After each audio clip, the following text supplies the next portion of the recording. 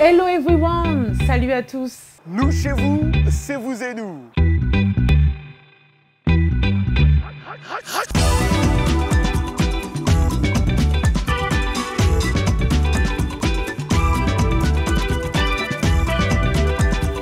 Ravi de vous retrouver pour ce nouveau numéro de Vous et Nous. On espère que vous êtes confortablement installés. Comme vous le constatez, nous sommes encore en dehors de nos studios habituels pour répondre à la distanciation sociale. Dans ce numéro, nous irons au Ghana à la découverte d'un des héritages de la musique ghanéenne et pas des moindres, il s'agit de l'afrobeat. Il y a quelques années, au FESPACO, Festival panafricain du cinéma et de la télévision de Ouagadougou au Burkina Faso, j'ai rencontré Zalika Souley, Ramatou Keïta et Aïe Keïta, quelques rares comédiennes et actrices africaines. Aujourd'hui, les femmes comédiennes au Burkina Faso, on le voit de plus en plus. C'est dans cette édition de Vous et Nous. La 8e édition du festival Nollywood Week s'est achevée le dimanche 9 mai. Pour la première fois, ce rendez-vous du 7e art était entièrement en ligne et j'y ai participé. Dans la question hashtag Vous et Nous de cette semaine, nous parlerons des réseaux sociaux. English Time with Michelle Joseph dans Anglais Express. Monsieur Sport Yacouba Ouedraogo sera avec nous. Et Kia nous amène d'abord au festival et c'est en Mauritanie. Et Kia ? Autrefois chanté par les esclaves, aujourd'hui par ses descendants, le Med ou le gospel mauritanien est en perte de vitesse. Un festival vient à sa rescousse. Plus de précisions avec la correspondance à Nouakchott de Mohamed Diop.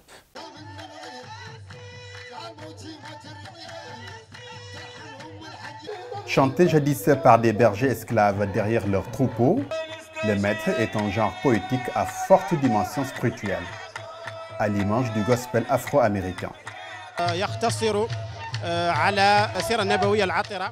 Ils chantent exclusivement le prophète. Ils font aussi des invocations pour se rapprocher davantage de Dieu. Ce concentré de l'art populaire traditionnel est aujourd'hui jalousement conservé par la communauté aratine, descendants d'esclaves, comme dans l'ancien temps. Derrière son troupeau, l'esclave profitait de moments de solitude pour chanter quelques couplets de Med. Mais le style classique dans lequel se déclamait l'éloge du prophète Mohammed ne subjugue plus la nouvelle génération d'artistes. Alors, pour conserver cette tradition plus que séculaire, a été lancé le festival Léali El Madh, avec des soirées d'éloge au prophète. Cet art a commencé à disparaître petit à petit. On s'est dit que c'est une obligation morale le fait de le conserver et d'y travailler. Donc c'est notre objectif général, c'est-à-dire conserver cet art et essayer d'aider les pratiquants de cet art en Mauritanie. C'est pourquoi on a mis en place le festival. Au rythme des claquements de mains et des percussions, les voix des artistes s'élèvent jusqu'au ciel pour pénétrer le cœur de l'assistance, venue en masse malgré la présence du coronavirus. La tentation de la modernisation de ce genre traditionnel aux sonorités religieuses émouvantes semble porter ses fruits, avec une forte présence de la jeunesse en plein mois de Ramadan. Ce qui rajoute à l'événement une double dose de spiritualité. On chante du sacré, on tire les bénédictions du mois sacré.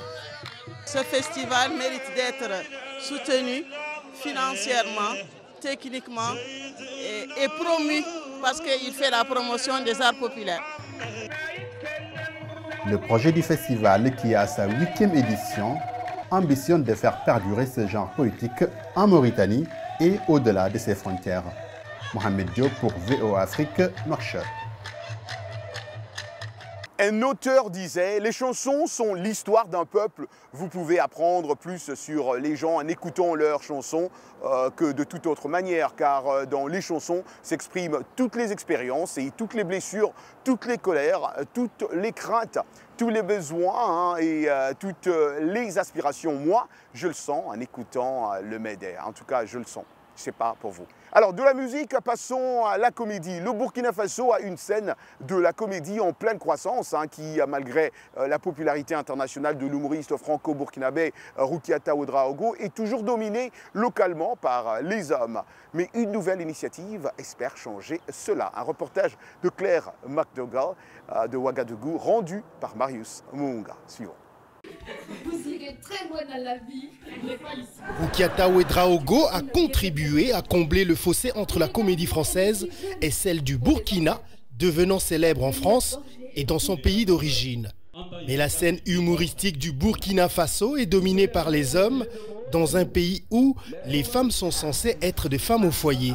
L'organisateur du festival annuel du rire et de la comédie de Ouagadougou espère changer cela par la formation. À gérer toute la journée, elle ne fait que bosser à la maison. Et quand elle me met là un travail, elle travaille et puis elle revient. Pourtant, l'humour, il faut avoir le temps de réfléchir, d'écrire des bons sketchs, d'écrire des bons numéros d'humour qui puissent épater chaque sortie que tu feras en public.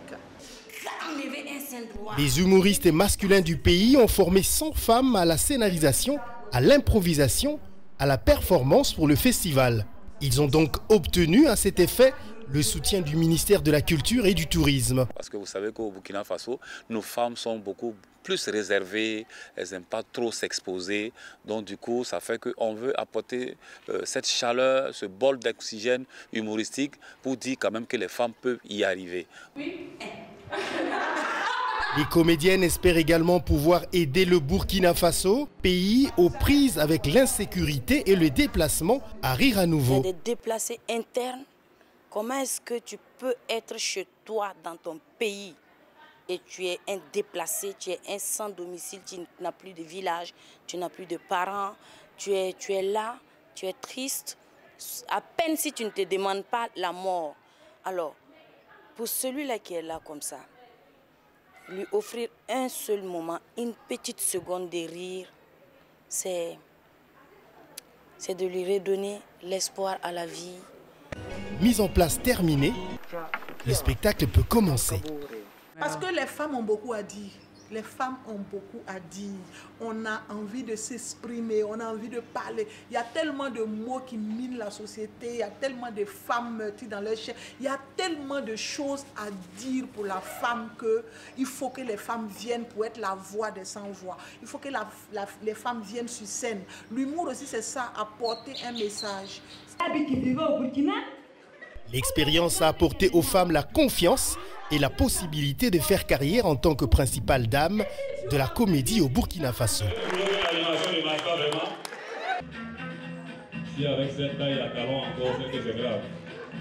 Merci pour ce reportage. Si j'ai envie d'ajouter quelque chose, ce serait « Vive l'humour pour tous ». Les femmes ont bien sûr leur pierre à l'édifice à apporter à ce domaine, tout comme les enfants font rire, tout comme les adultes ou des personnes âgées.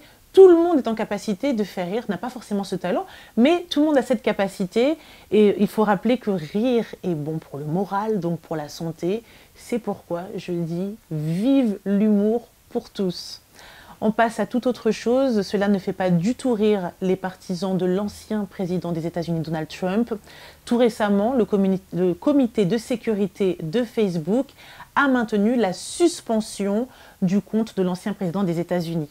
Alors cela envoie un signal fort aux autres présidents. Il y a des règles à respecter lorsqu'on utilise cet outil.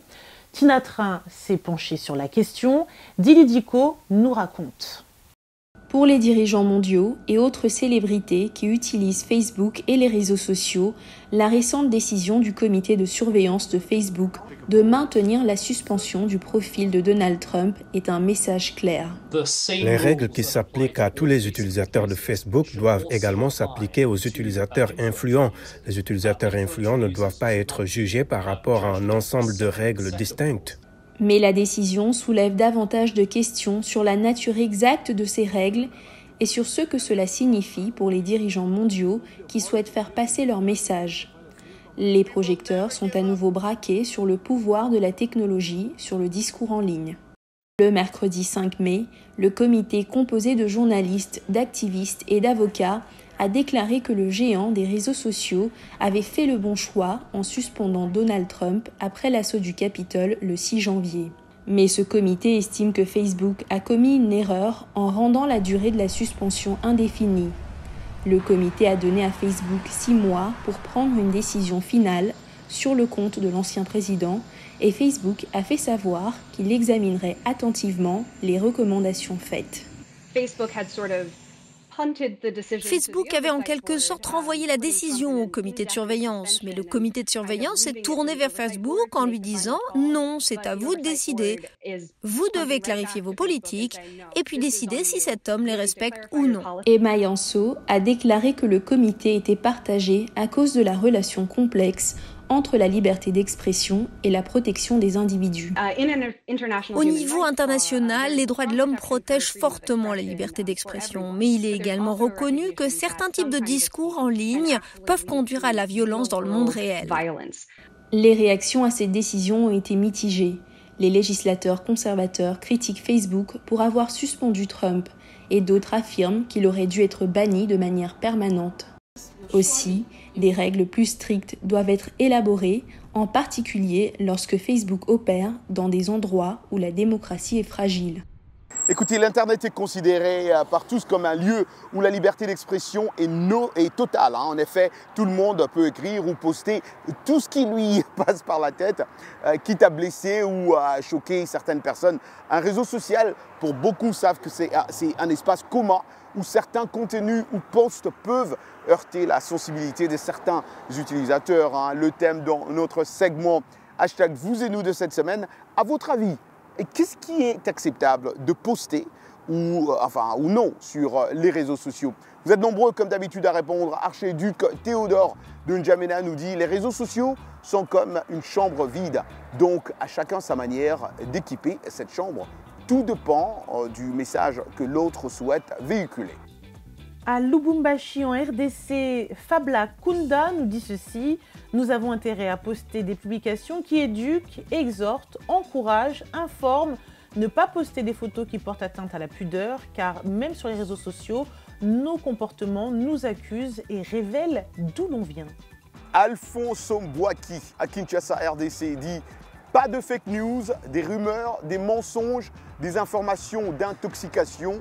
La presse en ligne doit faire preuve de professionnalisme, respecter la déontologie de communication et de la diffusion des infos et non poster des intox et faire de la désinformation. » Ce qui est acceptable, c'est de poster des sujets pour amuser la galerie ou divertir la masse. Ce qui n'est pas acceptable, c'est d'exposer sa vie privée à tout le monde. N'hésitez pas, si vous avez des questions qui vous tiennent à cœur, nous les poserons avec plaisir à notre audience et nous échangerons et nous débattrons autour de cela. Pour l'instant, on vous demande de rester confortablement installé. On revient dans quelques instants, juste après une courte page de pub. À tout de suite.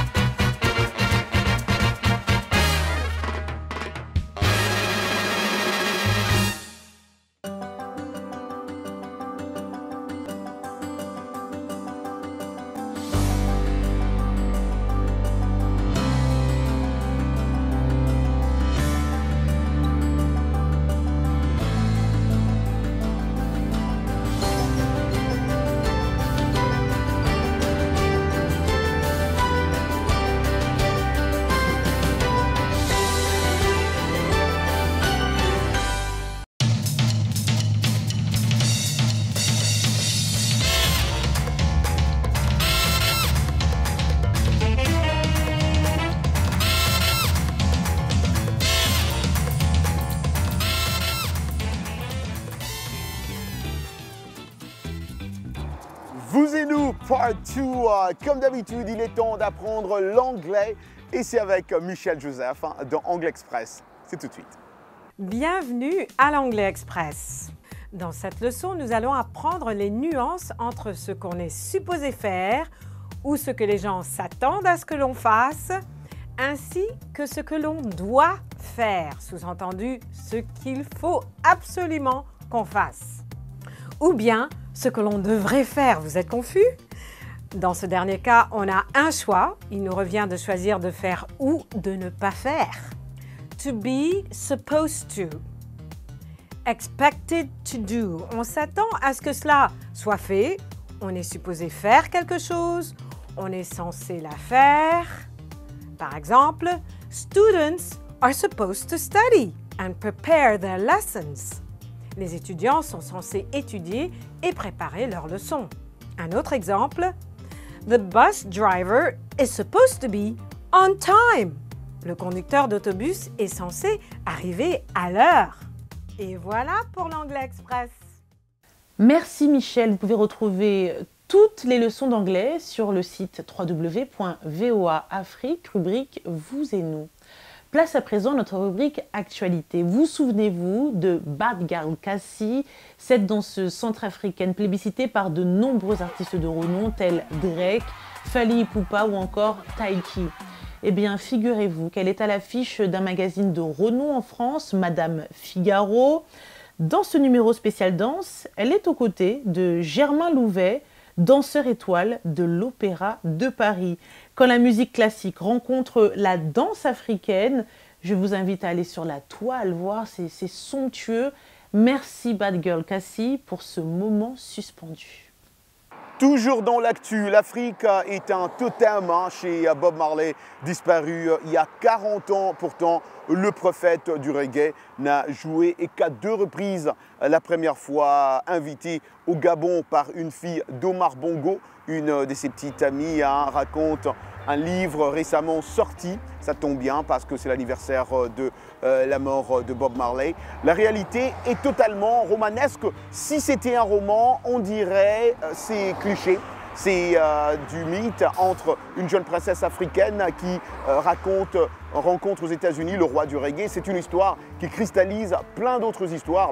Une part d'histoire dans un laps de temps très court, expose à l'AFP Anne-Sophie Diane, auteure de Bob Marley et la fille du dictateur, sorti récemment chez Grasset.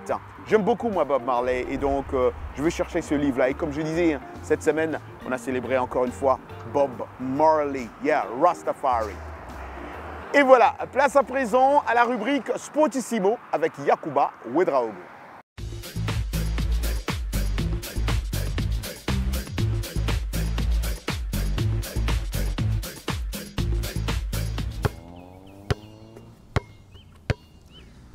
Bonsoir à tous et bienvenue dans ce numéro de Sportissimo. Vous avez longtemps regardé à la télévision les matchs de la NBA avec des dunks spectaculaires, des dribbles et shoots hors du commun.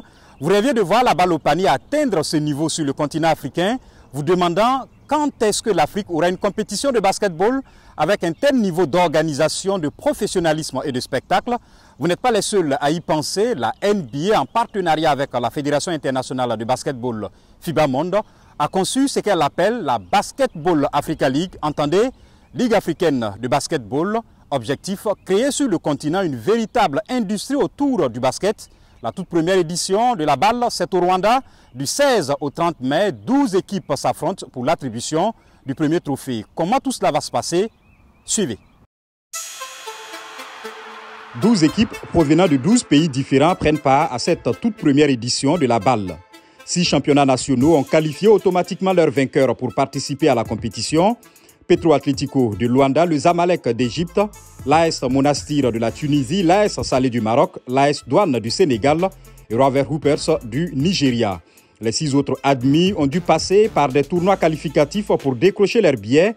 Il s'agit de l'association sportive de la police de Bamako, la JNBC de Madagascar, le groupement sportif des pétroliers d'Alger, FAP de Yaoundé, Ferroviario de Maputo et les Patriotes de Kigali. Les 12 équipes ont été réparties en des poules de 4. Ainsi, le groupe A comprend la formation du pays hôte, les Patriotes, l'US Monastir Rover Hoopers et JNBC. Les Hoopers affrontent les Patriotes en match d'ouverture de cette Basketball Africa League ce dimanche 16 mai. Si les Nigérians ont l'avantage de l'expérience, les Rwandais rivaliseront avec la fierté locale car même si le tournoi se déroule à huis clos, dans une bulle, l'intérêt pour les Hawks est grand. Le groupe B renferme l'AS Police, l'AS Salé, FAP et Petro Luanda. Les Angolais font office de favoris dans cette poule, eux dont le pays est redouté sur le continent dans cette discipline, tout comme les Marocains de Salé, tous deux qualifiés d'office en tant que champions de leur pays. Mais attention, ayant arraché leur ticket qualificatif sur le terrain, les Maliens de l'AS Police et les Camerounais de FAP ne se présentent pas en victimes expiatoires. Enfin, on retrouve l'AS Douane, Ferroviario de Maputo, Zamalek et JSP dans le groupe C. Qualifiés comme champions de leur pays, le Zamalek et l'AS Douane ont la casquette de favoris, mais les Algériens de JSP et les Mozambicains de Ferroviario, réputés pour leur solide défense, ont dominé totalement leurs championnats nationaux ces dernières années et comptent bien laisser leur empreinte sur cette compétition continentale. VOA Africa s'associe à la NBA pour vous offrir le meilleur de cette Basketball Africa League. Nous vous proposerons un résumé quotidien des matchs dans notre journal télévisé. Les rencontres seront diffusées en direct à la radio avec des émissions d'avant et après match. Vous pourrez également suivre tout sur la balle sur notre site web voafrique.com. À eux de jouer, à vous de suivre. Vive le basket africain sur VOA Afrique et nos chaînes partenaires.